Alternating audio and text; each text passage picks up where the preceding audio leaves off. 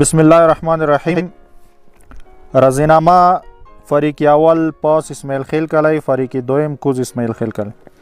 فریقینو په منځ کې عرصه دراز نه یو تناظر روانه وه چې هغه یو سنګین شکل اختیار کړی و. هغې کې د خونریزي طرف ته روانه وه، د خونریزي ډېره غټه خدشه وه. په دې کې کافي مشرانو په دغې مذکوره تنازع کې د حل کولو برپور کوشش وکړو مګر ناکام شو. بالاخره د دې حل طلبي دپاره د کورم میډیټر جرګې ممبرانو مداخلت بالخیر وکړو.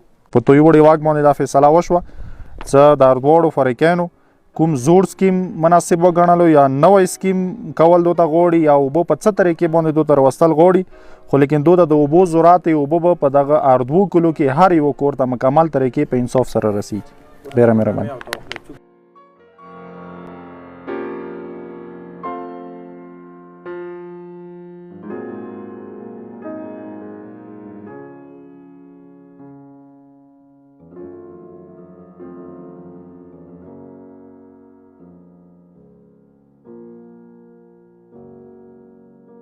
الحمدلله مو ته دغه تنازع وه د اوبو لکه داسې تنازع وه چې د مو اوبه ډېره وریان دی او بل سختین دی که نه. دا کسان د مو کلي منځ کې اوبه لږ هغه وه خو دا ګاډه واډه اوبه ول صحیح نه رسېدله. دا کسان مو ته الحمدلله جرګه یې ورکړله راغلله دا فیصله وشوله. خو دا اوبه چې کومه دی د ښځو ته دا ډېر مشکلات لري. ځنه داسې کورونه لري چې ګڼ کورونه یې ښځې رقامې بس هغه اوبه چېرته رسوی شي، اوبه نشي رسولی. خو الحمدلله دا هغه وشوله، فیصله وشوله چې دا اوبه مو ته کور کور ته ښکوي د رسوي.